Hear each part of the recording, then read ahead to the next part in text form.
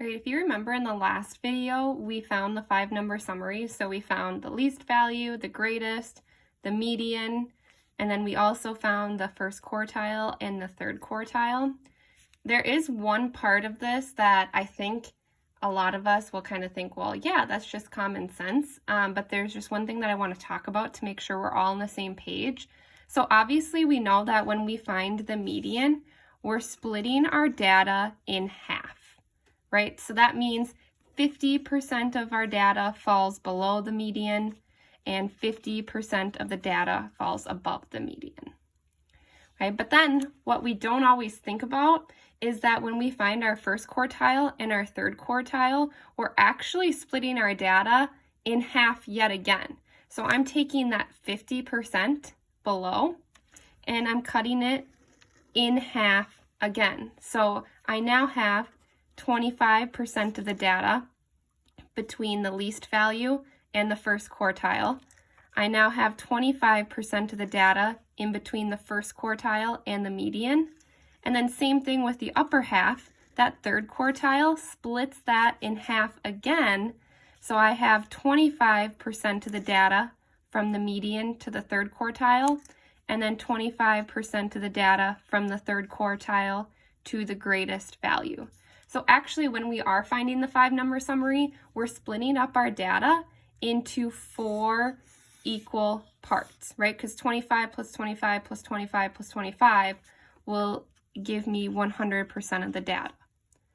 Okay, so what does that look like here? Okay, if we're looking at our box and whisker plot, okay, now notice that some of the spaces or the gaps between are longer than others. So notice that we have a longer stem over here or a whisker than we do over here. Okay, so that doesn't really matter a ton. What that's saying is we have the same amount of data, 25% of the data here, and we have 25% of the data here, and we still have 25% and 25%, but the data is more spread out here than it is over here. So those numbers towards the end of the data are closer together than they were at the beginning of the data here. Okay, and if we look back, okay, again, we can see, okay, 18, 22, 22, well, yeah, they're kind of far apart, but looking at our 30, 30, 30, right, these are a lot closer together than these. That's why we have a longer stem.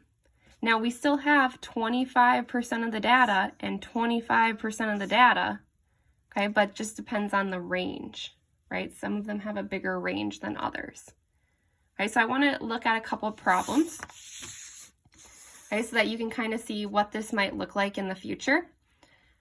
Okay, I'm going to cross off a couple just because it doesn't really matter, so I might skip around a little bit. But the first question, if we're looking at this stem and leaf here, it says, what was the high score of the test? Right, well, obviously the highest score would have to be our maximum, so that would be a high score of 102. Then this one says, what percent of the class scored above a 72? So they want to know, okay, well, what percent of the class scored above a 72? Now, if we're looking back at our data here, okay, what I just talked about, right, 72 is actually our Q1, okay, and so our Q1, that means we have 25%, another 25, and another 25, all above that 72. So that means we have 75% of the students in this class scored above a 72, because 25% of the data lies between these, 25% between the median and the Q3, and another 25% between the Q3 and the maximum.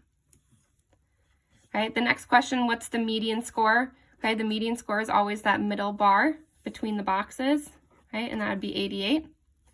They also want to know what percent of the class scored between 88 and 96. So remember, between 88, which is the median, and 96, which is the Q3, that's 25% of the data. So we have 25% of our students, so a quarter of the students scored between 88 and 96. All right, let's go through a couple more just so that we're all on the same page here. Okay, here they want to know what percent of the sophomores spent more than 60 minutes on homework per night. Okay, so more than 60 minutes. So I see 60 here. So we want to know what percentage of the data, okay, is 60 minutes or more. Okay, and if you remember back, okay, before, when we have our Q3, okay, that is to our maximum, we have 25% of the data. Now again, that's interesting because notice that this line is really long, right? So that looks like, oh, it's a big percentage of students. No, that just means that the data is more spread out than over here and over here. All right, let's go on to number 10 here. What percent of the sophomores spend less than 20 minutes per night? So less than 20. So that means from our Q1 to our minimum, right? And that would be 25%. Okay, so just remember that each of these parts here represent 25% of the class or of the data. Even though some are bigger than others, they have the same amount of data, just the range between them is a lot more or closer together.